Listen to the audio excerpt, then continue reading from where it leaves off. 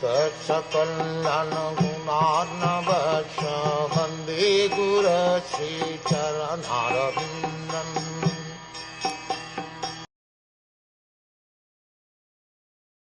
I create after the Lord's creation by his personal effulgence, known as the Brahm Jyoti, just as when the sun manifests its fire, the moon, the firmament, the influential planets and the twinkling stars also manifest their brightness.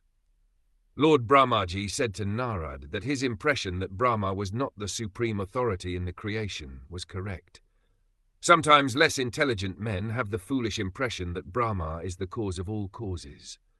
But Narad wanted to clear the matter by the statements of Brahmaji, the supreme authority in the universe. As the decision of the Supreme Court of a state is final, similarly the judgment of Brahmaji, the supreme authority in the universe, is final in the Vedic process of acquiring knowledge. As we have already affirmed in the previous verse, Naradji was a liberated soul. Therefore, he was not one of the less intelligent men who accept a false god or gods in their own ways. He represented himself as less intelligent, and yet intelligently presented a doubt to be cleared by the supreme authority, so that the uninformed might take note of it and be rightly informed about the intricacies of the creation and the Creator.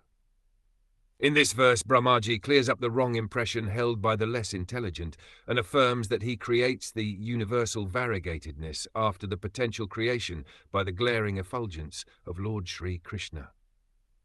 Brahmaji has also separately given this statement in the Samhita known as the Brahm Samhita, where he says, "I serve the Supreme Personality of Godhead Govind, the primeval Lord, whose transcendental bodily effulgence, known as the Brahma Jyoti, which is unlimited, unfathomed, and all-pervasive, is the cause of the creation of unlimited numbers of planets, etc., with varieties of climates and specific conditions of life."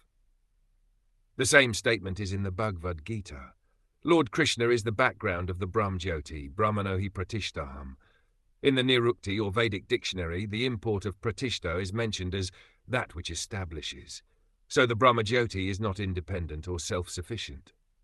Lord Sri Krishna is ultimately the creator of the Brahma Jyoti, mentioned in this verse as Svaroshisha, or the effulgence of the transcendental body of the Lord. This Brahm Jyoti is all-pervading, and all creation is made possible by its potential power. Therefore the Vedic hymns declare that everything that exists is being sustained by the Brahma Jyoti. Therefore the potential seed of all creation is the Brahma Jyoti, and the same Brahma Jyoti, unlimited and unfathomed, is established by the Lord. Therefore the Lord, Sri Krishna, is ultimately the supreme cause of all creation.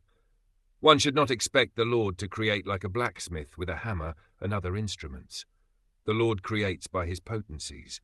He has his multifarious potencies, Parashya Shaktir Vividaiva Shriyat.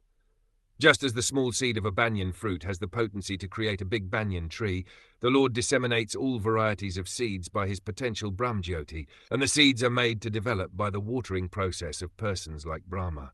Brahma cannot create the seeds, but he can manifest the seed into a tree, just as a gardener helps plants and orchards to grow by the watering process. The example cited here of the sun is very appropriate. In the material world, the sun is the cause of all illumination, fire, electricity, the rays of the moon, etc. All luminaries in the sky are creations of the sun. The sun is the creation of the Brahm Jyoti, and the Brahma Jyoti is the effulgence of the Lord. Thus the ultimate cause of creation is the Lord.